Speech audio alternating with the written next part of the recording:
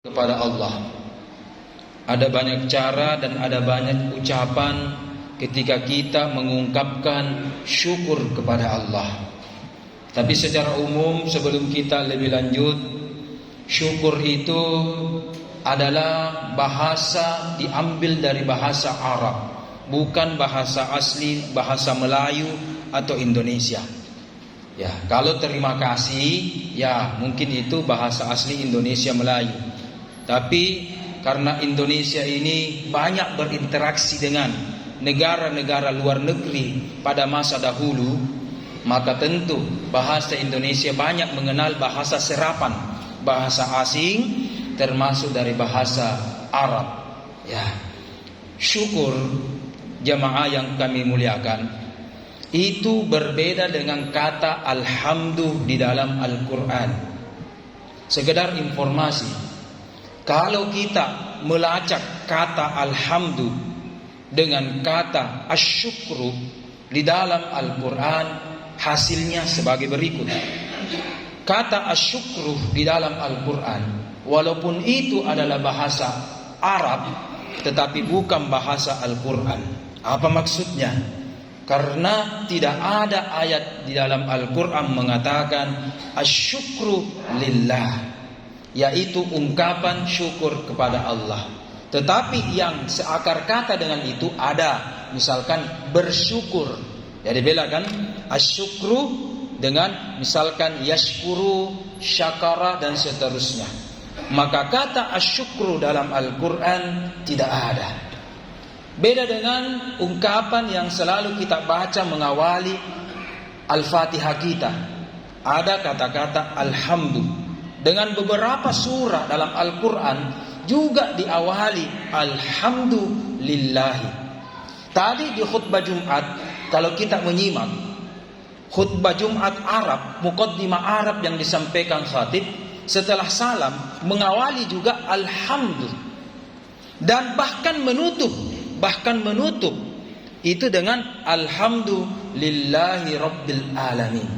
Kalau begitu, apa bedanya asyukru lillahi dengan alhamdulillahi? Kenapa tidak ada asyukru lillah? Dan kenapa dalam Al-Quran alhamdulillah itu bahkan terulang sebanyak 27 kali? Ada apa? Jawabannya yang pertama adalah asyukru itu hanya bentuk syukur ketika kita mendapatkan nikmat. Kita sebagai hamba Allah memiliki dua namanya takdir. Takdir baik dengan takdir buruk. Ketika kita mendapatkan nikmat dan merasakan takdir baik kita, maka ungkapan yang paling ekspresif adalah asyukru lillah terhadap nikmat. Beda dengan alhamdulillah. Kalau asyukru itu hanya mendapatkan yang baik-baik. Asyukru lillah hanya mendapatkan nikmat, karunia. Ya kan? Dari Allah Subhanahu wa ta'ala. Beda dengan alhamdulillah. Alhamdulillah adalah baik kita mendapatkan takdir baik atau bahkan kita mendapatkan takdir buruk, coba ujian dari Allah Subhanahu wa ta'ala yang sakit, yang berat yang kita rasakan, maka kita tetap bisa mengucapkan alhamdulillahi rabbil alamin. Benar atau salah? Jawabannya tidak salah. Kenapa? Dalam riwayat di kitab Sahih, di kitab Sunan bahkan itu ada pengakuan dari istri Rasul yang bernama Aisyah binti Abi Bakar radhiyallahu anhuma, berkata, sebagai istri beliau, ia menyaksikan keseharian Rasulullah baik di rumah maupun di luar rumah. Apa kata Aisyah? Kana Rasulullah sallallahu alaihi wasallam, bahwa Rasulullah dulu ketika melihat atau merasakan nikmat dari Allah, baik merasakan atau orang lain mendapatkan, dia lihat, wih anu baik ini, maka Rasulullah mengatakan alhamdulillah, alhamdulillah, binikmatihi tatimmus shalihat. Tetapi Rasul ketika merasakan atau melihat ada kasihan yang orang mendapatkan musibah, cobaan, bala, dites-tes sama Allah, ya kan? Maka apa kata Rasul? Aisyah mendengarkan langsung dari telinganya. Apa kata Rasul? Alhamdulillah. Juga ternyata alhamdulillah. Padahal ujian ini, coba ini, kenapa kita bilang alhamdulillah? Ala kulli hal. Itu kata Aisyah. Maka kita ini pasti sudah biasa mendengarkan orang ketika ceramah taksiyah atau protokol yang membawakan taksiyah, ya kan? Apa yang diucapkan protokol ketika sudah salam? Alhamdulillahirabbil alamin. Nah, ya kan? Apa yang diucapkan oleh ustaz, siapapun ustaznya itu, ketika dia membawakan ceramah taksiyah, Alhamdulillahirabbil alamin. Alhamdulillah kan? Ya kan? Padahal orang berduka, orang masih bengkak matanya. Kenapa mengatakan alhamdulillah? Jawabannya tidak salah. Biar orang berduka, melayat, atau bahkan sementara taksiyah, ya, maka kita masih layak lisan ini mengucapkan alhamdulillah. Kenapa? Kalau asyukru tidak tepat, tidak tepat. Alhamdulillah wa syukurillah tidak tepat. Kalau dalam keadaan taksiyah, melayat, tidak tepat. Kenapa? Asyukru itu hanya mendapatkan nikmat. Tetapi kalau alhamdulillah ada dua jamaah, baik mendapatkan nikmat dari Allah dalam bentuk kesenangan maupun cobaan-cobaan dari Allah yang mungkin kita suka atau tidak suka, maka kita harus mengucapkan alhamdulillahi rabbil alamin. Maka saya tidak sepakat kalau ada di luar sana yang mengatakan bahwa Ustaz, saya itu mau sholat kalau saya nampak, maksud tak saudara, saya kalau sedih, iya kan, saya tidak mau sholat. Kenapa?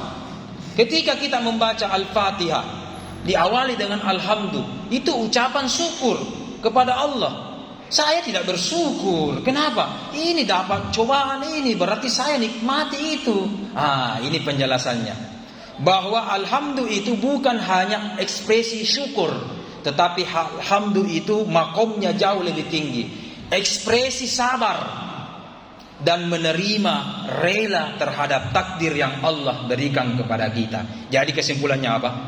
Asyukrulillah cuma syukur, tapi alhamdulillah ada nih syukurnya, ada nih sabarakna, ada nih juga ikhlas dan ridho menerima takdir Allah subhanahu wa ta'ala.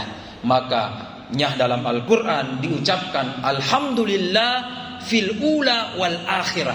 Kata Al-Quran, kalau kita dari merungkuk dari 27 ayat Al-Quran alhamdulillah, itu ada Al-Quran menjawab bahwa kita mengucapkan alhamdulillah baik di awal maupun di akhir. Kemudian alhamdulillah juga ini adalah ucapan-ucapan dari seorang nabi. Nabi Daud dan Nabi Sulaiman ketika bersyukur kepada Allah juga mengatakan alhamdulillah, bukan mengatakan asyukur. Bahkan semoga kita semua masuk surga insyaallah semua.